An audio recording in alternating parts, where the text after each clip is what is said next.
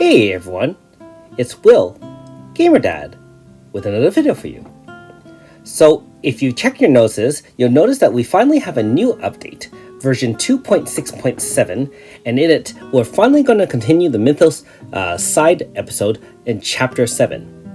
Now, if you haven't caught the trailer on Chapter 7, make sure you subscribe to the official Another Eden Global English channel, and they do have about 4,000 subs, and you can definitely check that out there. Anyways, this will drop, of course, tomorrow, and Chapter 7, of course, requires you to have updated to the newest update, as well as finished Chapter 6. If you haven't finished all of the main story, you also do require part 44 or chapter 44 of the main story to be cleared. So a little bit different from some of the earlier chapters where you could start with an earlier without finishing all of the story.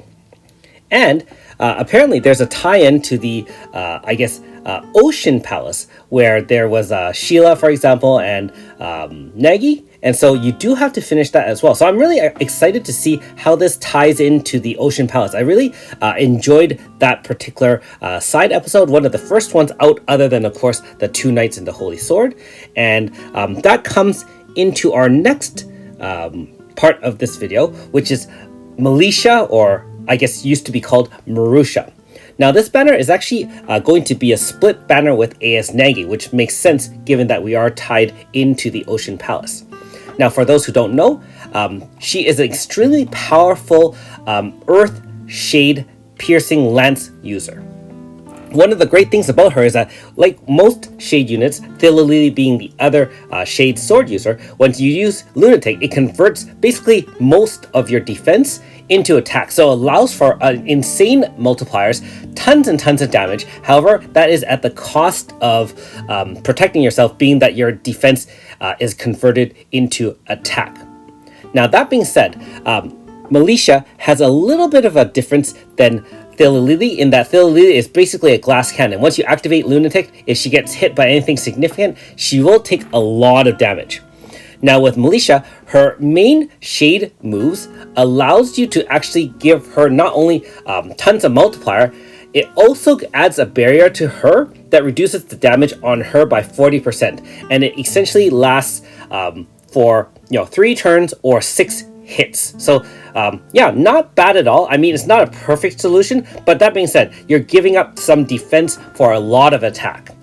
That's not to say that her earth attacks aren't great either. You'll actually have to use them in order to stack stride orbs on the user, and it's kind of like the AS moves where you stack a bunch of strides, and then her signature Shade move will consume them and increase the multiplier. If you have 3 stacks of the stride, then you're going to do tons and tons of damage. Not only that, her final, her spam move, which is the Shade move, which is her most powerful move. One interesting thing about her is she'll give herself 8 additional what they call Delphini stacks, and at the end of each turn it will consume 1, but it will do an additional end of turn attack based on the last attack done that turn. So if you've made the maximum multiplier or the maximum damage with your Shade move, at the end of turn it'll repeat that. And if you've watched some videos from Japan players, they can essentially use this to break down any sort of HP stoppers. Twins can be ended in just a couple of turns in conjunction with other pierce or combination attacks. It's insane. And if anyone has Yukino, where you have that snowman at the end of turn doing that large snowman kind of magical water attack, you'll know that this move is extremely powerful. So I'm actually very intrigued to see how that plays out.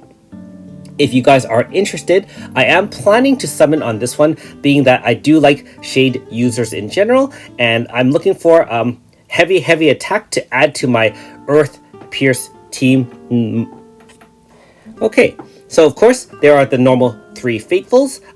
You can actually pay stones in order to do that, and there are some stones packages. Normally, actually, Fatefuls only have 1 try, so this one actually is very different in that it gives you 3 chances. Each one, of course, is a flat 10% chance in order to try to get Milsha. And some extra bonus here as well. Apparently, there is a campaign where if you do this within the next few months. Looks like it ends on July 31st. If you finish chapter 7, you'll also get something called a luring shadow drop, which means it's almost like a rainbow drop where you get a guaranteed 5-star shadow character, one random one from among 25 different ones, at least listed here, up to version 2.5.4. So I'm not sure if that's Sukiya, but either way, it allows you to pick up a random one, and hopefully it picks up one that you don't already have. So that will be fun to see as well. I'm not sure how long chapter 7 will be, but I'm hoping it's going to be, 1 or 2 hours worth of gameplay at most. Also, like usual, if you do finish it early, at least start it, you do get 50 stones instead of 10. So let me know in the comments below if you guys are planning to summon on this particular banner, or if you're going to pass, what you guys think about this tie-in with the Ocean Palace. And one last question I'd like to ask all of you. As you may know, I have been trying out some live streams on my channel, and would you guys be interested in watching me live stream the actual live chapter 7 play? In which case I'll schedule a live stream for tomorrow, and hopefully when it drops I'll be able to start that right away for you guys to follow along, and I'll be commentating, interacting with you guys if you're interested in doing that. So again, let me know in the comments below if you're interested in that as well. Anyways, thanks for watching. We'll see you next time.